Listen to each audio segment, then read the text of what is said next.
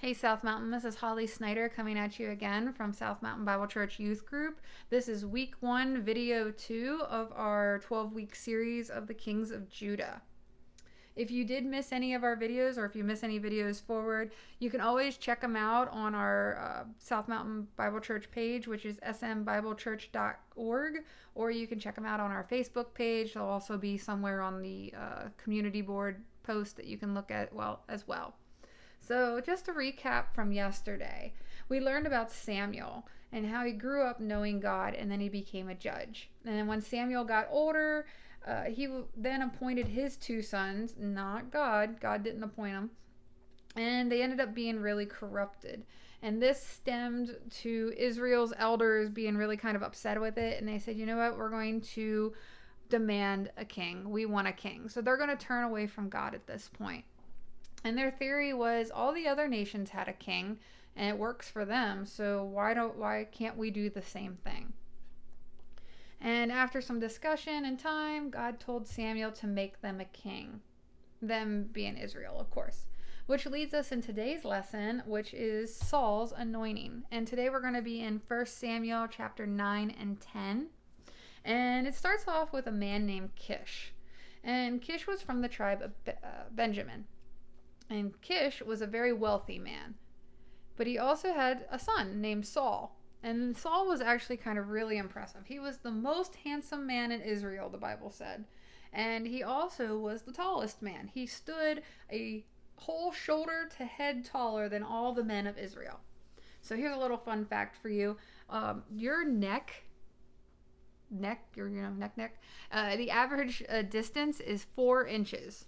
And then from the bottom of your head to the top of your head, the average length is between 8 and 9 inches. So total, from your shoulder to the top of your head, is between 12 and 13 inches. So literally, Saul stood on average a foot taller than all the men of Israel.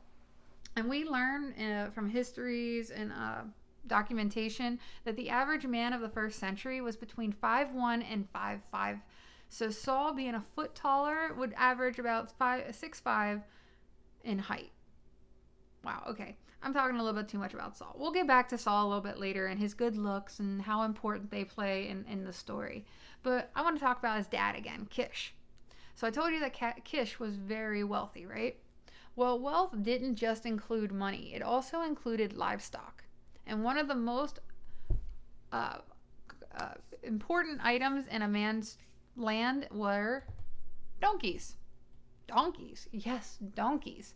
Donkeys are a very powerful animal. They can do so much stuff. They can pull, they can haul, they can plow. They used them for everything. So equivalent to today, a donkey was like a farm truck and a farm tractor all rolled up into one.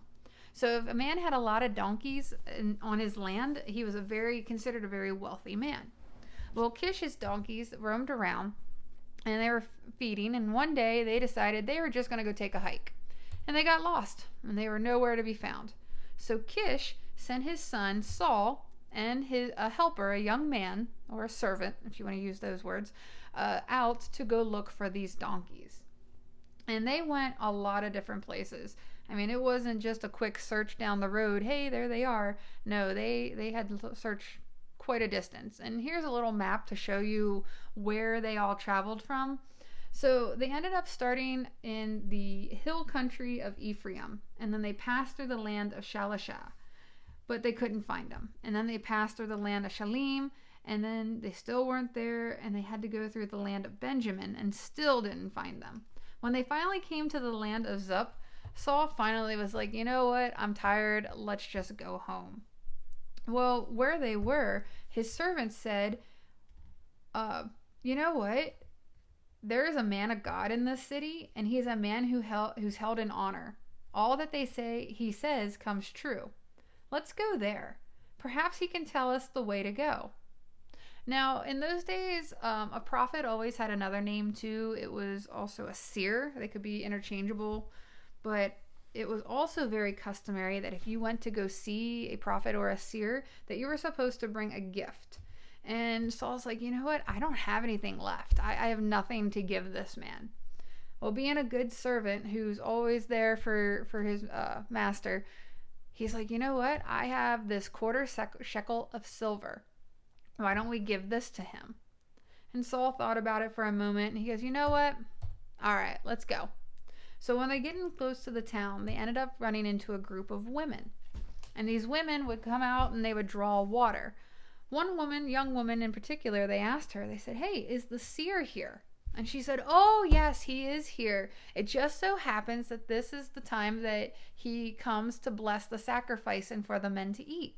And no one's allowed to go up to the hill, or no one's allowed to eat until he blesses the food. He said, go on into the town and you'll see him. So whenever they went in, they saw and met a man, and they saw Samuel. Now, you guys remember Samuel, right? He was a major player in yesterday's lesson, and I told you how he was going to have a huge role in the development of the kings of Israel and Judah.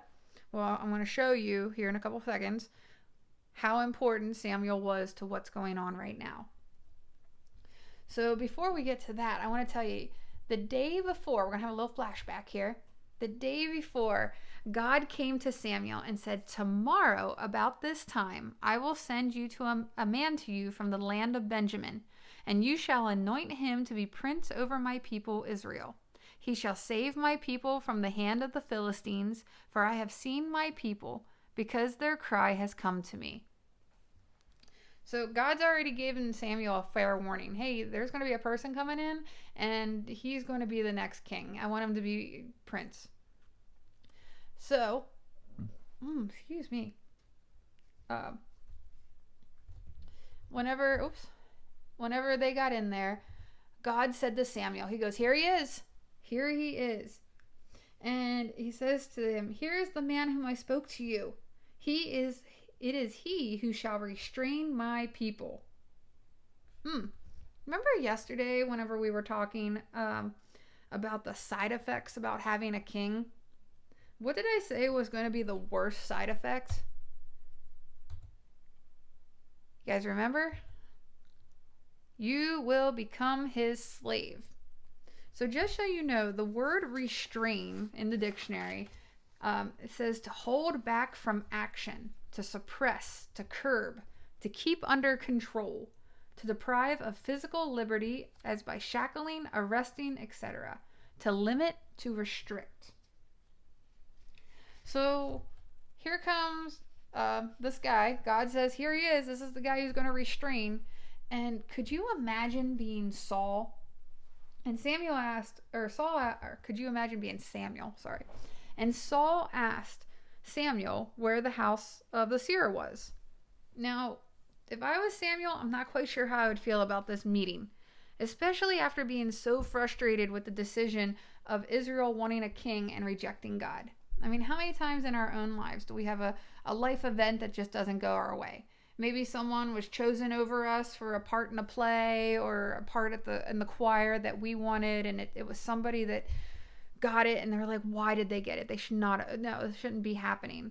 Or, maybe it was a job. You're wondering about a promotion, or you're thinking to yourself, man, I really want that job, and somebody who you can't stand gets the job over you. And you just get so angry about it. Well, how do we react when we see that person who was picked? The one thing we know about Samuel is that he loved and trusted God fully. He didn't sneer or lash out at Saul. We don't understand why God does things the way he does or in the timing that he does. But we can take a lesson from Samuel's behavior and just trust God through any decision. Samuel ended up going as far to say, you know what? Go ahead of me, and we're going to go up to the high place, and you're going to eat with me. And you know what? Hey, don't worry about those donkeys. They're already found. Don't worry about them. And tomorrow or tonight, whenever we get done eating, you're going to come and spend the night at my place. And then tomorrow, I'm going to tell you about all the things that you're thinking about, and then you're going to go home.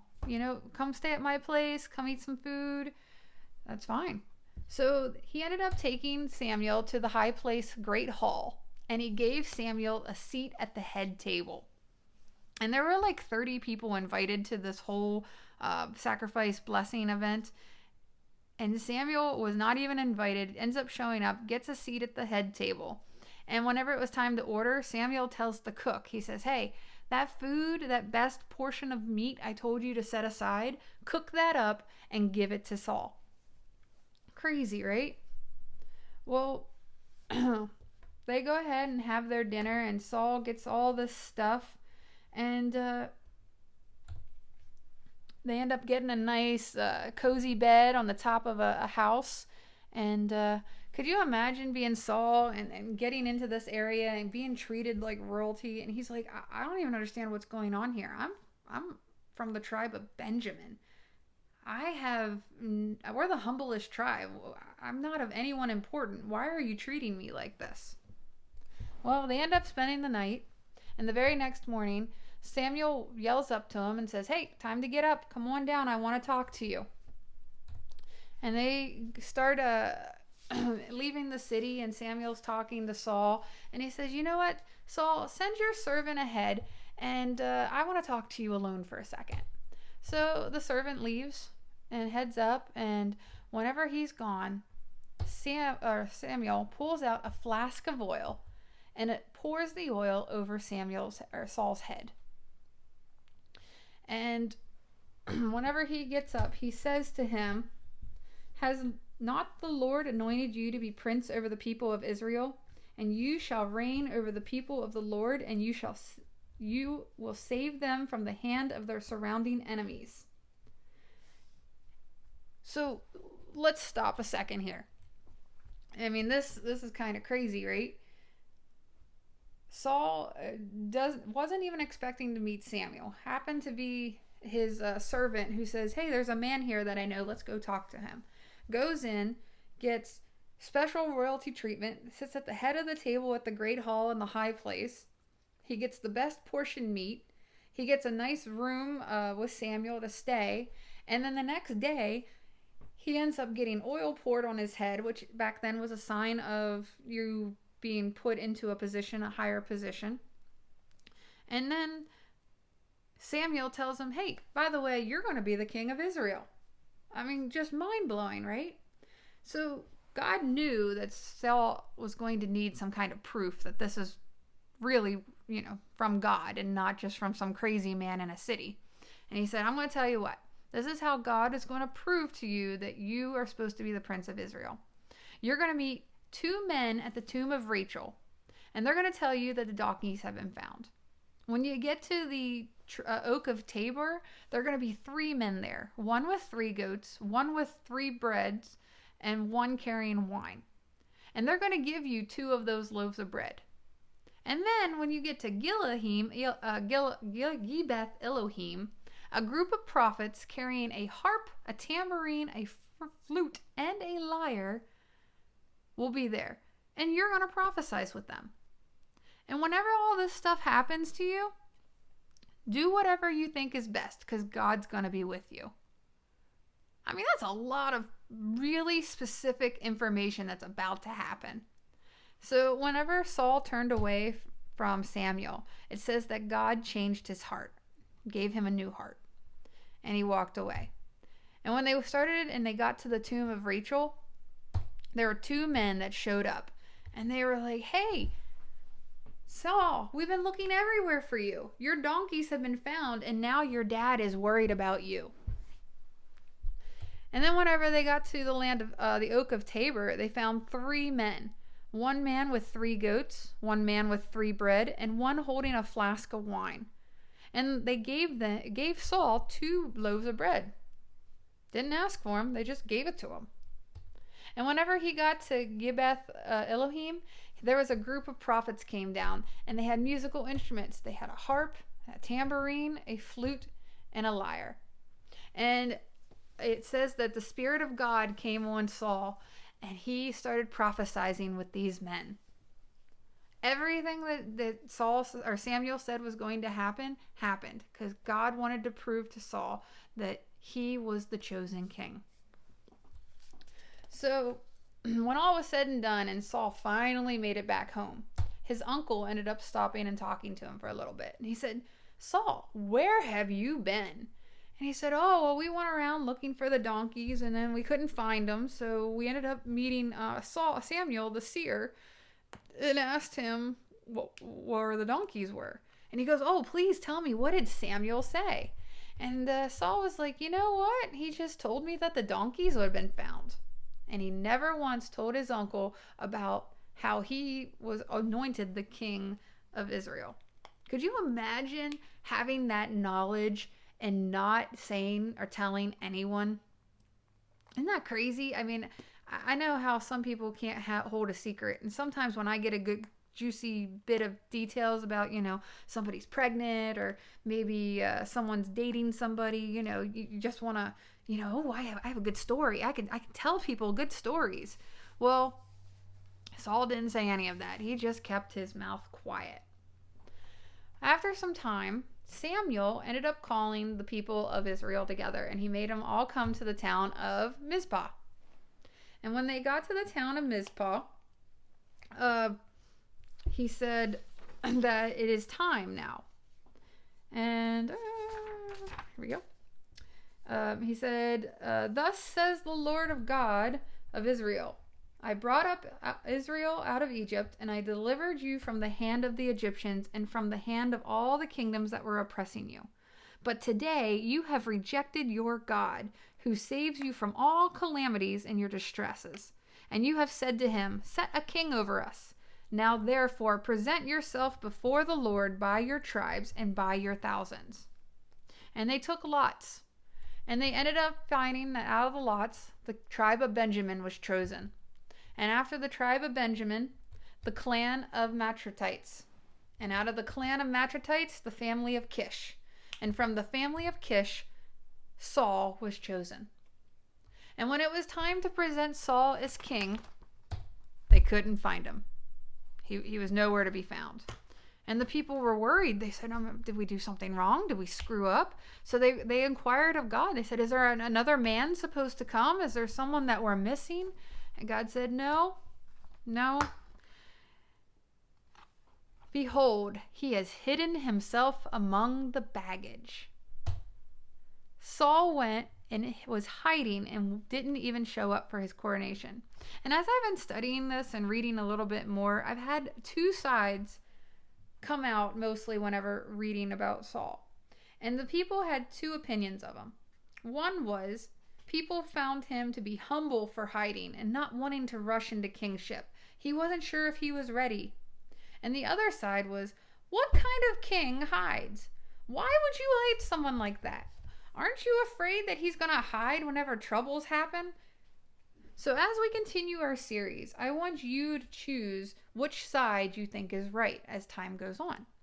We're going to learn more about Saul throughout the coming days here, but figure out which side you're on. Are you the person that says, you know what? He's really being smart about this. He's thinking about it. He may not be ready yet. He's just going to think about it. Or are you the type of person who thinks, oh my goodness, that's who's going to run my country? This guy who's hiding and is not going to talk, or no one knows where he is. Where is this guy? So when they finally brought all the men brought the people, Saul, out of the baggage, he ended up coming there. And Samuel said to the people, do you see him who the Lord has chosen? There is none like him among all the people. And all the people shouted, long live the king. Now this is the first king of Israel. He was tall, strong, and handsome. What the people thought a king should really look like. As we continue our lesson of Saul, we will see the best looking person, the biggest, the tallest, the person who looks like they should have the part, is not always the right man for the job. Tomorrow is Wednesday, and we will be having our next youth group lesson at the church guest house from 6:30 to 8. So if you want to find out more information about Saul and see what happens next in his story, please come to the church. We'll be at the guest house from 6:30 to 8 p.m. And if you would like to attend and you have any questions, you can reach out to me, or you can reach it directly out to the church, or send us a message and we'll be more than happy to answer you. So With that, I hope you guys enjoyed today's lesson of the anointing of Saul, and we hope to see you guys tomorrow. Have a good night.